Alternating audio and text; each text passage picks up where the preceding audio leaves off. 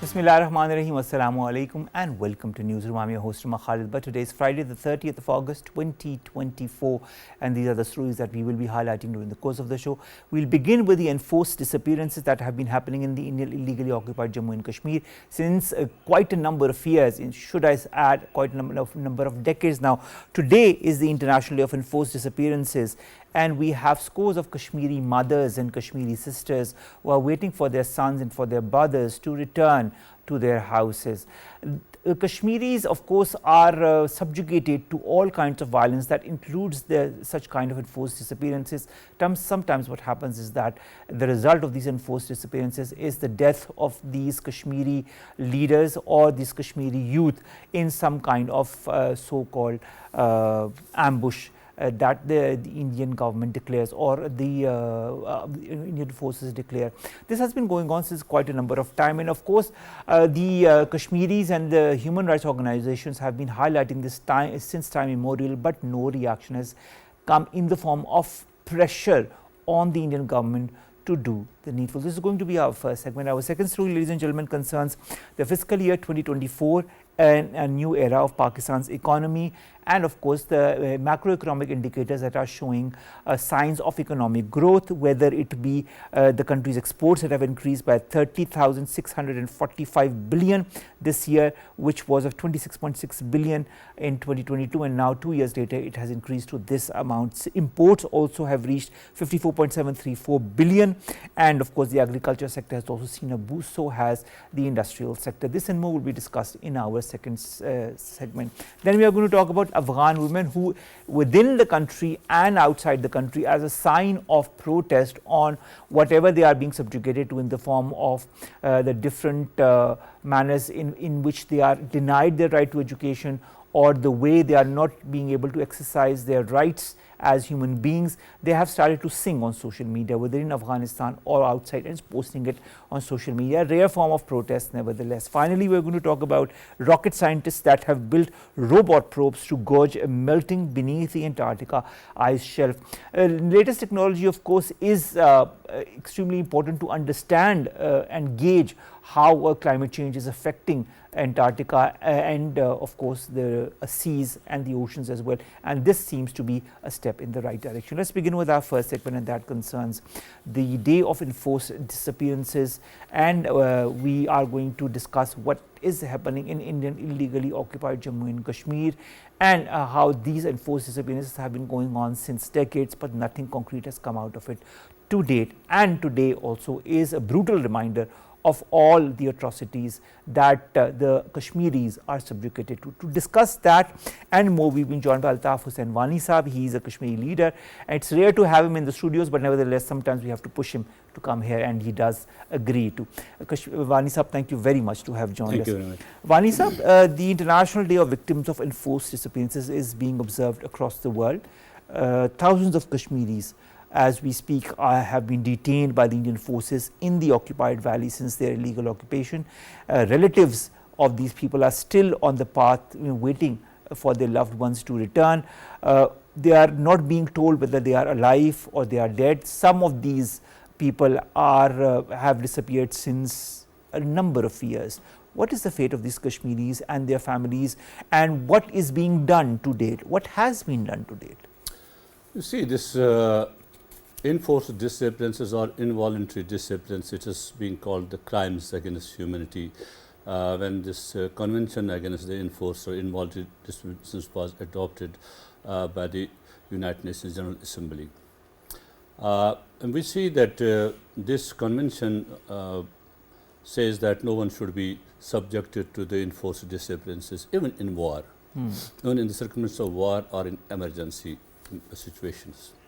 But what is happening in occupied Kashmir, what you said, we have seen from 1989 onwards, more importantly, that the people were arrested from their homes by the Indian military, by their paramilitary forces, and then they never returned back.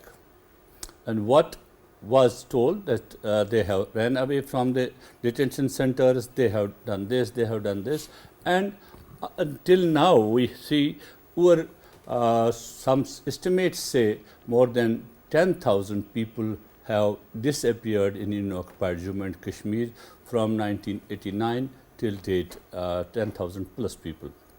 But what is the fate of those people? We don't know. It's not only that the person has disappeared, it's that this stigma associated with his family, his the victim's wife, those have assumed in Kashmir the name of half widows and half wives.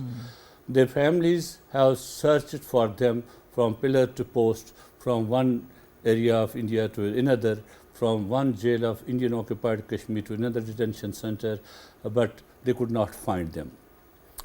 And unfortunately, the convention also says that you cannot have the sacred detention centers. And while I will tell you, in 2012, a survey was conducted by the 4 special rapporteurs of the United Nations Human Rights Council, the Working Group on Enforced Disappearances, the Special Rapporteur on Extrajudicial Executions, the Special Rapporteur on Human Rights Defenders, and a Working Group on Arbitrary Detentions. These were the 4. They conducted a joint survey throughout the world, and they found 420 sacred detention centers in Indian occupied Kashmir. And these were centers which were not declared. There are some declared detention centers which you commonly know, this Papa 2, this is Central Jail Srinagar, this is Rangret, all that. But there were some 420 sacred detention centers in occupied Kashmir where people were tortured, they were tortured to death in some places, but people did not know what has happened to people. It came to the light. Firstly, when the Parveena Ahangar, Parvez Imroz and Khurram Parvez, when they launched the ADP, Association of Parents of Disappeared Persons, they started working on that, started protests for that, because Parveena's own son was arrested. He was taken by the forces in daylight from her home and then never returned back. So this happened to them. And then she arranged that Association of Parents of Disappeared Persons. They started protests in Srinagar. They started looking for them here and there, but they could not find it. And in 2009, then Anjana Chatterjee, a sociologist, a professor from the California, she traveled to Kashmir. Her NGO was International Tribunal for Peace and Justice.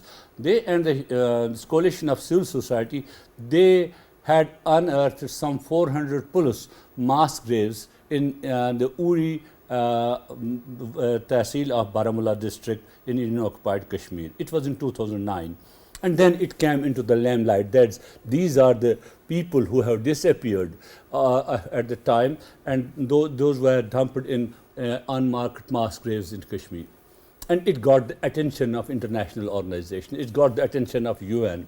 UN Human Rights Office also issued notices to the government of India about these, and also the special reports. Also the Working Group on Enforced Disappearance till then has been continuously reporting on these enforced disappearances in occupied Kashmir. You know, Wani sir, we talk about, reporting of the enforced disappearances. You talk about the human rights organizations that have been talking about it. You've talked about the United Nations that have talked about it. You talk about 420 detention centers across the Indian Hill Valley. What does India stand to gain from all of this? So I was coming that. Again and again, it has been the India's kind of talking when you say that India has never obliged to the international conventions, India has never obliged to the international covenants, India never obliged to any of the international obligations which they had. They had an international obligation by virtue of the UN Security Council resolutions not to do such human rights violations in occupied Kashmir. They had pledged at that time, we are in Kashmir to defend the dignity, sovereignty and property of people of Kashmir. Now they have taken everything of Kashmir is there. So India is arrogant because of India was not made accountable. That's the problem which is there, that the accountability of India has not been held by the international community so far. When I was talking about that, they unearthed these mass graves in occupied Kashmir. Then at that time, the UN Special Rapporteur also one visited the Indian occupied, they visited India and then Indian occupied Kashmir, and they said this is the Armed Forces Special Power Act which overrides the right to life, and this is the reason for these enforced disappearances in Indian occupied Jammu and Kashmir, and called for the repeal of that law. And at that time, he met then in occupied Kashmir, there used to be a Human Rights Commission. At that time, Justice Faruqi was heading that Human Rights Commission, and Justice was very vocal about human rights. This was told me by the special rapporteur himself, that because soon the special rapporteur came back to Geneva, the Justice Faruqi was removed from the post of chairperson of the Human Rights Commission of State Human Rights Commission.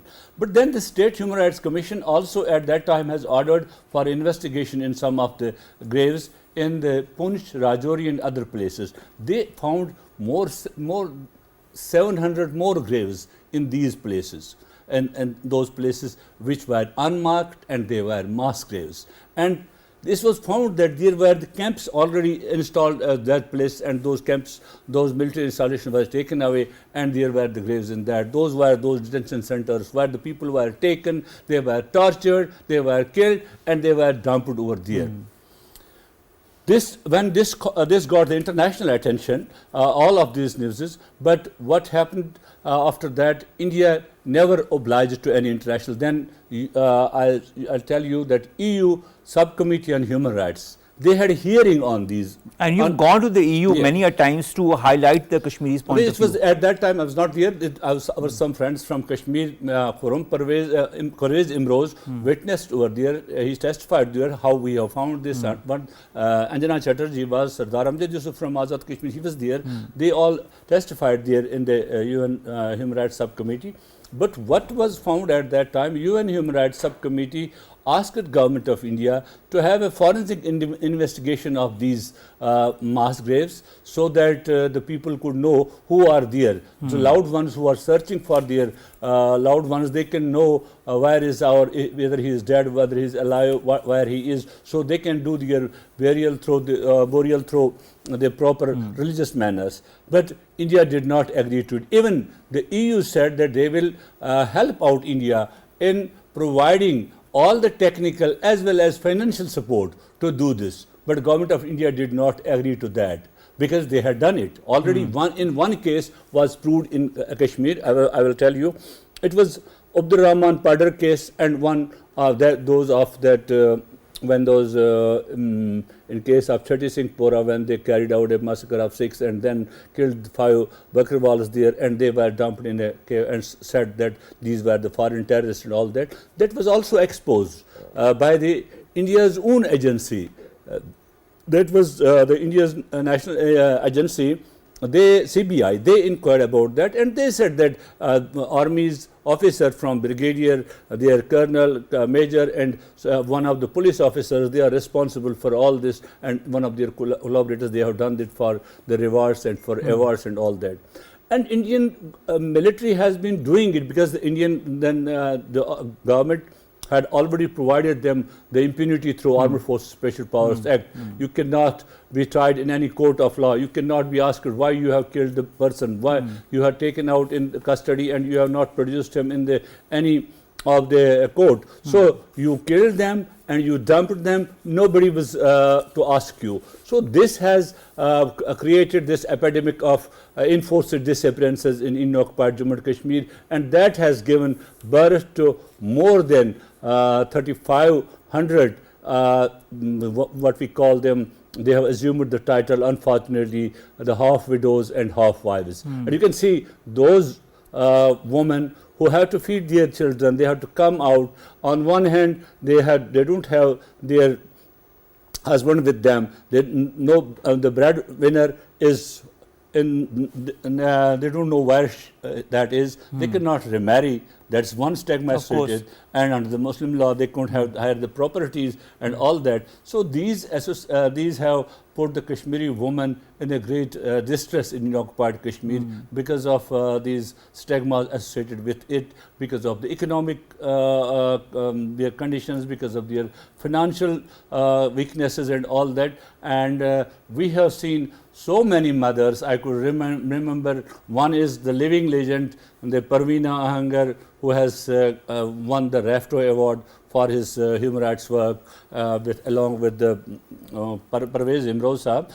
And there are many others, like one was the Mowgli, an elderly woman, her son, she was always there on the Wednesday in Pratap Park to protest and to ask for whereabouts of his son, but she lost her life waiting for that her son will come back one day or the other day. She will receive news. Not only she, there are thousands of such women who lost their lives during this period of time, waiting for their sons, waiting for their husbands who have disappeared during this time. So the people whose loved ones have disappeared, their families have endured a great, I will say, and continue to endure this great that sufferings are continued, and that is continuing in Kashmir. But unfortunately, as you rightly said, that what happens then?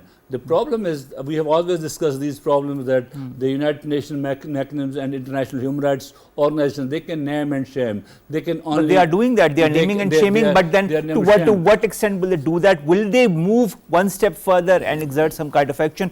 And if they do so, when they do so, do you feel that this action will be accepted? This special act will be accepted? See, when the first report on the Kashmir came in the United Nations Human Rights Council by the Office of the High Commissioner, then High Commissioner Punas Riyad Al-Zayad, when he presented that report, in that report, this enforced disappearances was one of the important things, where he said that this needs to be investigated.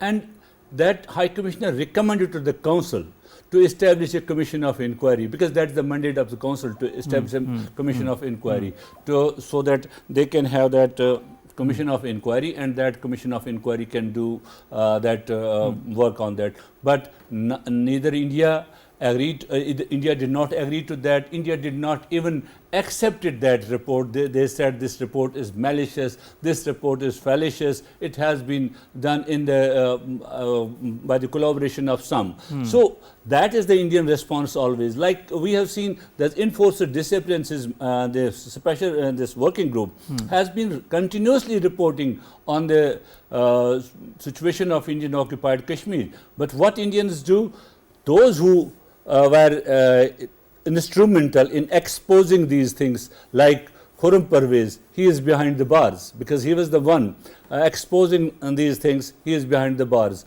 The office of the Coalition of Civil Society is closed. The office of Association of Parents of Disappeared Persons is closed. Parveena Ahangar is not allowed to work on this subject. So what they do, the people who are doing it outside, like this Anjana Chatterjee and others, they were India used their influence even there to throw them out of their jobs where they were previously working, but now they have their own business and they are still working on it. And India also alleges us, the people like me and others who are working on these things, who expose India's human rights record at international levels. They say we are doing it on behest of somebody or that. They don't. They have no a shame. They don't feel any shame about this, that 10,000 people have disappeared in occupied Kashmir. You have been telling to the people that they have crossed over the line of control, but we say you go and investigate those unmarked mass graves which your forces have created. Let us know the truth. Unfortunately, India is creating hue and cry all over the world of its democracy, just to mask the reality of it. All it, and we know all that they have silenced the Kashmiri majority by the cries of the minority, which are made loud and loud by the Indian government and their stories. And unfortunately, the people of Kashmir, the majority people of Kashmir who have faced the Indian repression for last 35 years in special through military repression, those are forced to remain silent. Those are forced not to talk about it, because India has closed all those structures which expose. You might have seen yesterday's news where the Indian government has put against Khurram Parvez what they have said, that he has produced these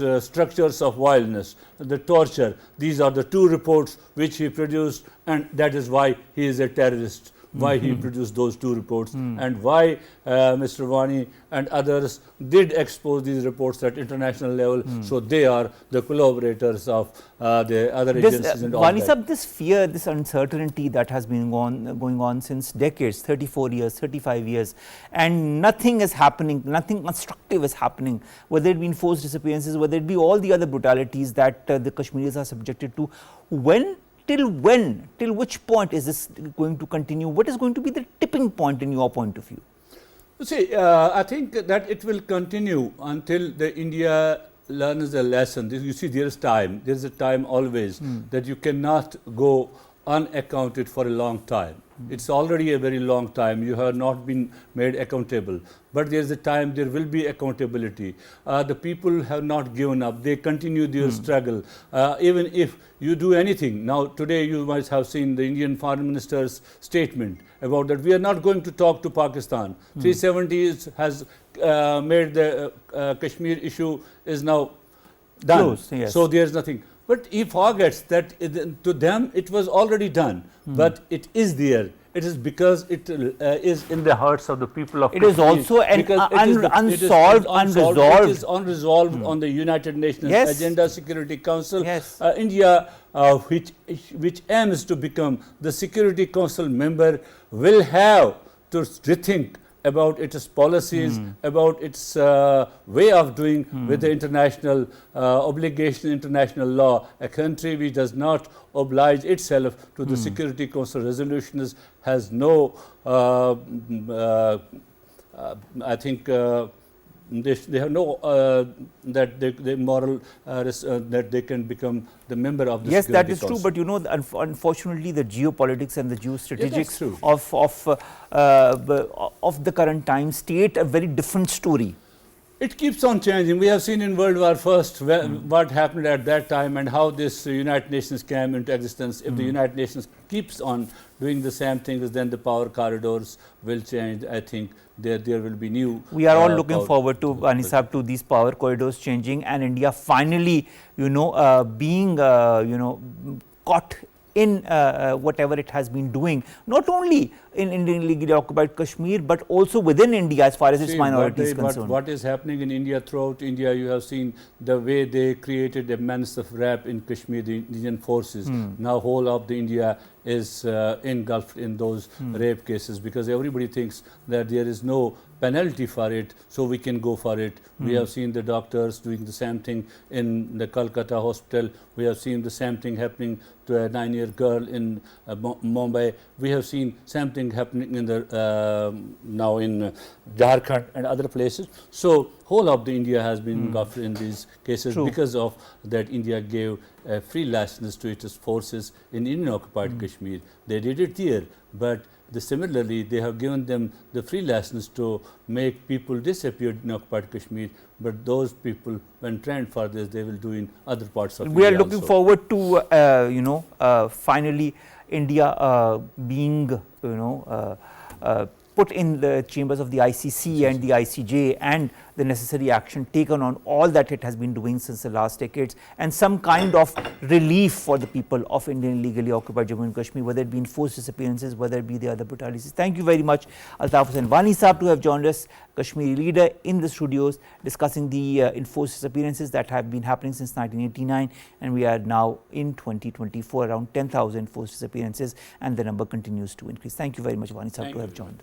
Let's come to our second story, and that concerns Pakistan's economy. Fiscal year 2024, a new era as per some economists as far as Pakistan's economy is concerned, and of course the new fiscal year that is showing an economic growth for the country, which is great for, of course, our economy, which is great for our future as well. We've been joined by two guests to discuss that and different aspects of Pakistan's economy in this fiscal year.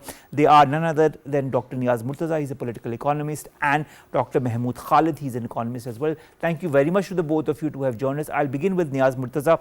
Niaz sir, Pakistan's economy seems to show clear signs of improvement this year due to the steps that have been taken by all the important stakeholders, whether it be our government, whether it be the military as well, the SIFC and the other organizations that have been moving steadfast and working 24/7. Due to these better economic conditions, our exports have increased by 30.645 billion this year. Imports have also reached 54.734 billion. Foreign exchange reserves have increased to 14.7 billion this year compared to 10.9 billion 2022. What do these indicators show in your point of view? Where are we heading and what do we need to further do to strengthen our economy? Thank you very much.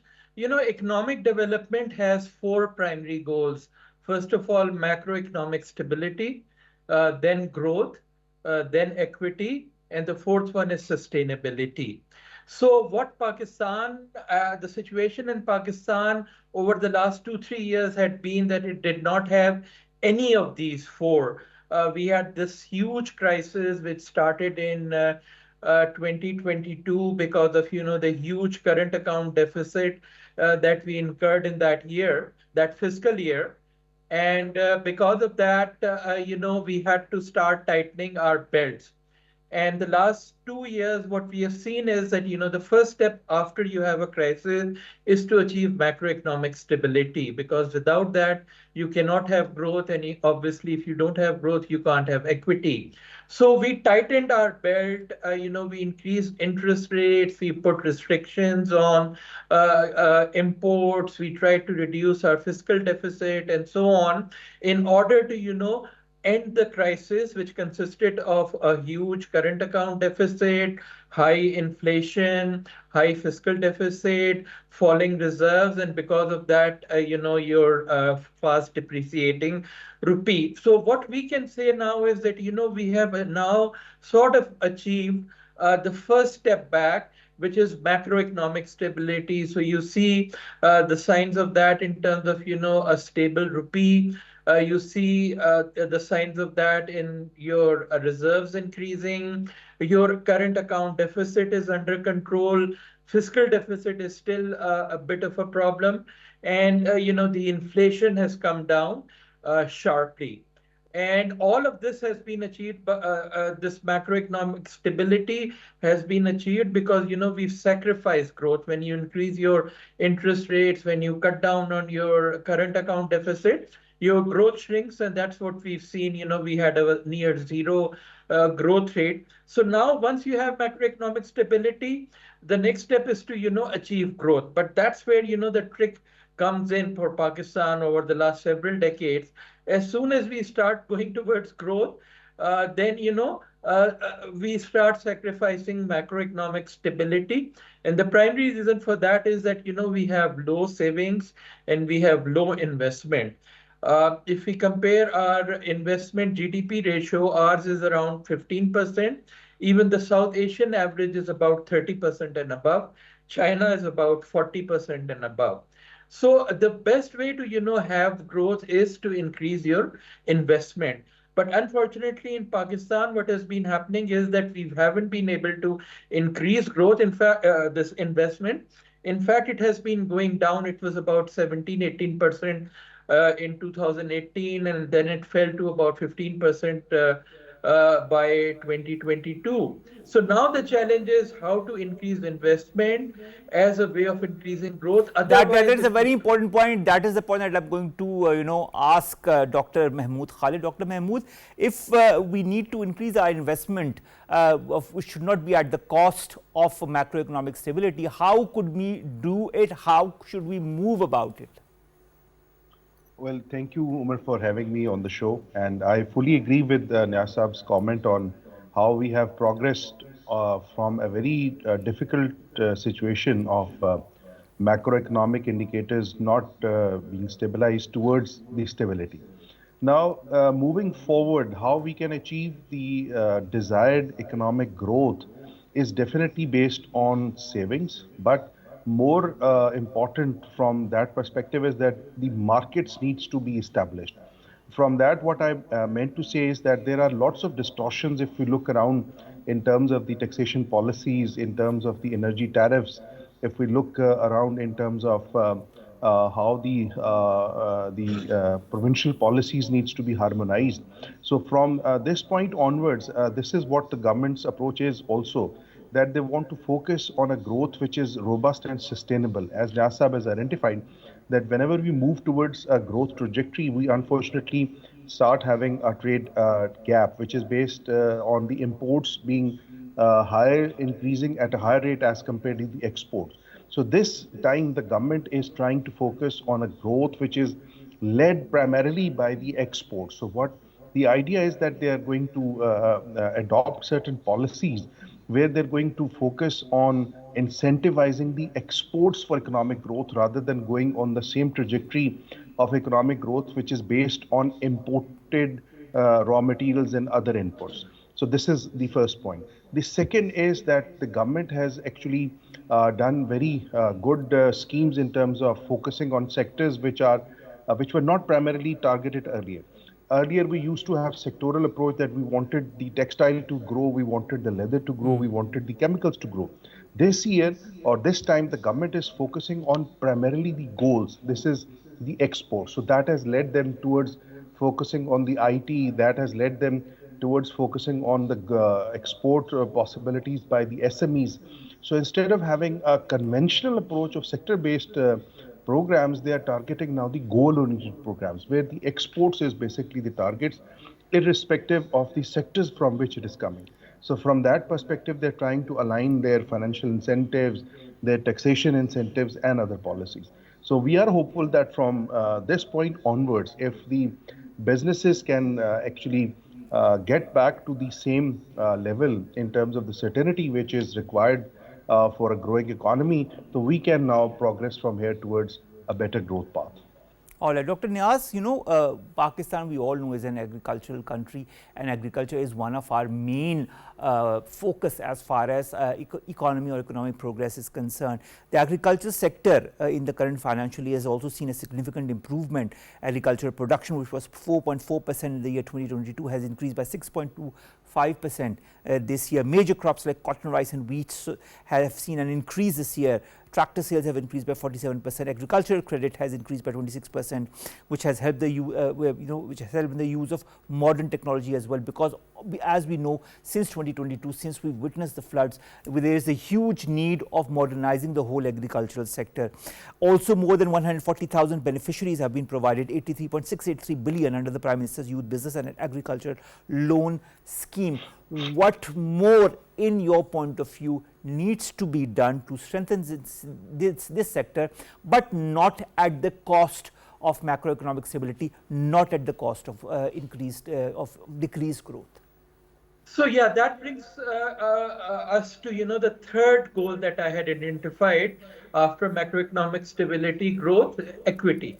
Equity, as you said, we are largely an agricultural society, and still a huge percentage of our population is still dependent on agriculture, and a lot of them are these small scale farmers. So if you want to talk about equity, then obviously the right approach to that is to strengthen our small holder agricultural sector by giving them the right incentives, by introducing them to better technology, to increasing their yields and productivity. Because again, if we look at yields in Punjab and compare them with across the border with the other Punjab, our agricultural yields are also very low.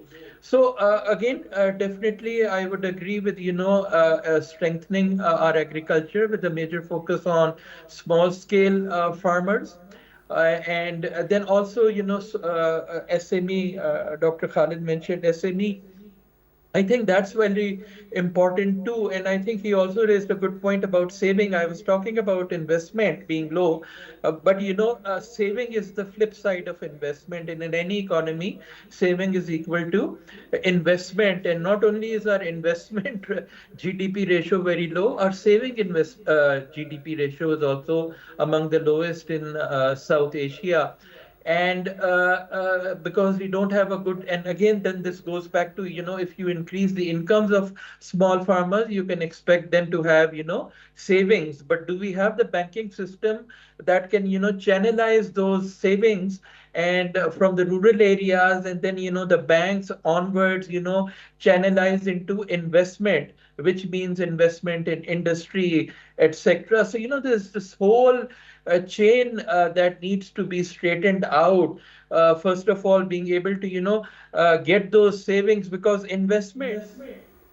Modernization of the sector, Dr. Niaz, is extremely important, I think, in this day when we have witnessed, such events as the floods of 2022, and we don't know what's going to happen this year or next year as far as the effects of climate change is concerned. So shouldn't we take examples of countries such as China who have modernized their agricultural sector and take heed from them and also apply that in our own industry?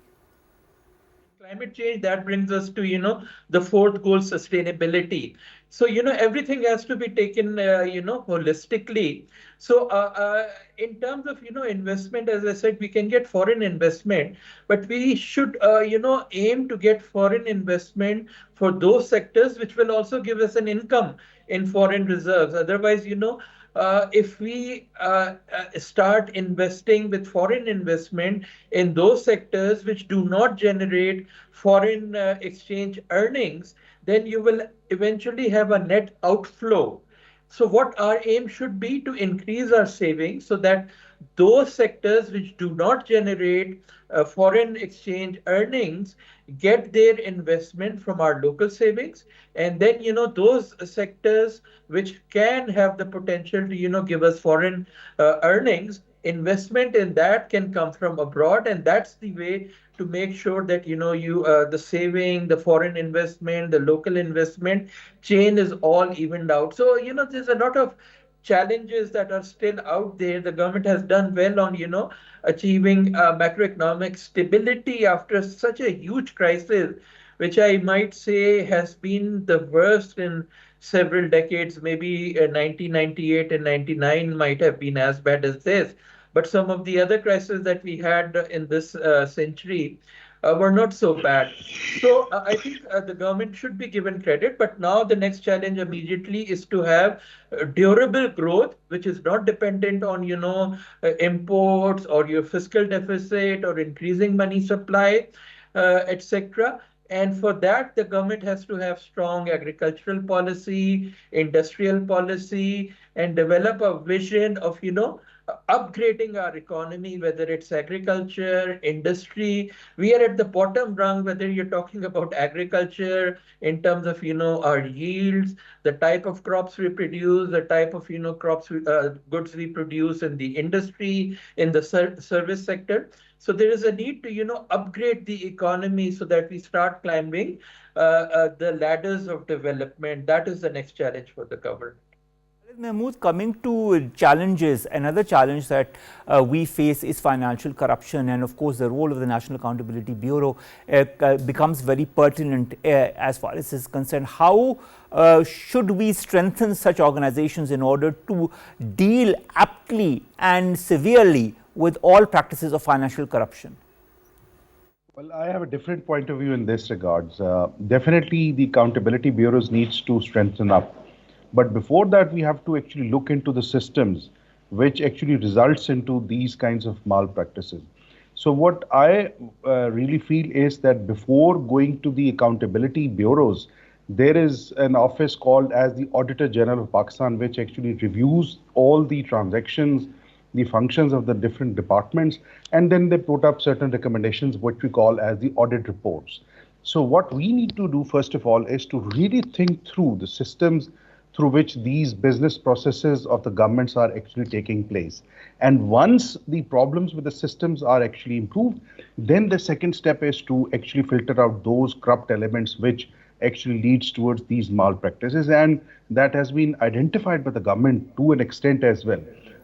For example, if you look at the recent speeches of the Prime Minister as well, they have talked about uh, moving to systems which are totally e-based and simply taking out those activities and procedures which needed more human interface. So the crux is that the government now wants to move towards a system in which the human interaction is least. So the data and information is available with those which are actually safeguarding the interests of the government and the people. But still, what I really feel is that the accountability bureaus are actually at the last end, or this is a kind of a last resort where we need to symbolize and we need to capture all those elements which are actually doing these malpractices.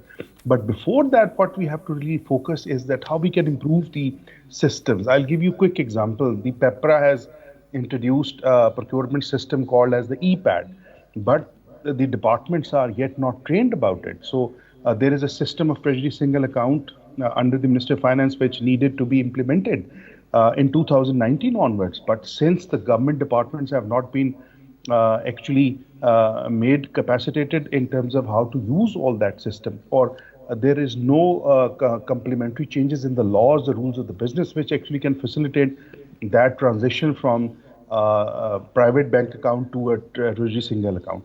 So we really have to focus on the process as well before we actually move towards the accountability part in which we are just penalizing the persons, and that is required. I'm not saying that without that the system cannot improve. But instead of creating a panic or a fear in the government servants, we have to take a step back and actually think about how we can improve the processes before we start moving in terms of actually catching these persons. All right, your point has well been registered. Dr. Niaz, what about the grey market? We are hearing of the federal government working out a new strategy to control it with the support of the SIFC and also the State Bank of Pakistan and the FBR. How do you view measures such as these? Again, I mean, I would tend to agree with Dr. Khalid about, the sequencing of things.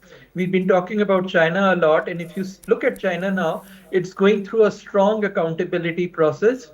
But since 2014, China's growth started in 1978. So for several decades, it was primarily focused on, growth and upgrading its economy so that you don't scare investment away, etc. So I think corruption, etc., it has strong moral implications, but we also have to be hard nosed about things. And also understand that we have corruption because we are trapped into this very low end economy with low profitability. So businesses don't want to pay taxes because their returns are so low. They don't want to pay labor much. They want to break environmental laws, and that's where corruption comes in. So if we create a new vision where Pakistan is able to step into higher earning goods and services where the margins are higher, there will automatically be an incentive for businesses to start paying their taxes, Point paying their... Point taken. I have to go to Dr. Mahmood Khalid. The ECC approves a proposal for revision in home remittances incentive schemes to increase remittance inflows, under which the banks are going to receive higher rewards based on their performance in increasing remittance outflows. Also, exchange companies will receive higher rewards. Will such revisions, in your point of view, further incentivize banks and exchange companies to increase their remittance inflows, boosting the country's foreign exchange reserves? What's your take on this? Well, actually, this is going to help to an extent because there were frictions in the system earlier, and after in the last caretaker government also, the focus had been in terms of consolidating, bringing in the exchange companies from simple shop type of a business operation towards a more kind of a financial institution which actually represents the transactions which ran into billions. So over time, what has happened is that they are trying to regularize the system in terms of the doing of the businesses of these companies. And that has actually helped the government track the remittances which were coming. Similarly, from the banking perspective, what had been the practice earlier is that there are costs involved in terms of transferring money from one country to the other. So the government had been incentivizing the transfers by picking up those charges which actually the individuals had to pay in terms of transferring the money. But that has not helped in the sense that since it was not helping the agents which were actually dealing with this. So this was not bringing in benefit to the banks. So including them or considering them as partners towards bringing in remittance by providing ease of the transferring facilities, providing them other account type facilities. So that is something which can be tried this time as well. But having said that, the actual base is the diaspora. So we have to focus on how. I completely agree with you. We have to focus on diaspora and give them certain incentives so that we can, they can feel at ease as far as sending their remittances is concerned. We're a bit short of time, but thank you so very much, Dr. Niaz, Murtaza, and Dr. Mahmood, Khalid, both leading economists, to have joined us and to have discussed Pakistan's fiscal year 2024, what has been done, what needs to be done. Thank you very much to both my eminent guests to have joined us for this very interesting debate. Finally, let's come to our two stories. Afghan women inside and outside Afghanistan are singing on social media to protest against the Taliban's strict morality laws. Now, these rules are based on a 2022 decree by the Taliban's supreme spiritual leader, and of course there are different actions that have been taken under these rules, and that includes a lot of curbs on the women, and that is what the women are protesting against by singing on social media. Finally, rocket scientists have built robot probes to gauge the melting beneath the ice shelf of the Antarctica. These engineers, who specialize in building NASA aircrafts to explore distant worlds, are now developing a fleet of underwater robot probes to measure how rapidly climate change is melting vast ice sheets around Antarctica and what that means for rising sea levels. Science technology is brilliant. Every single day brings us new avenues to explore. With that, ladies and gentlemen, we come to an end of today's newsroom. It's Friday, so of course we'll see you inshallah in about 2 days time, 3 days time in fact, on Monday. Till then, have a wonderful week and stay safe. Allah Hafiz.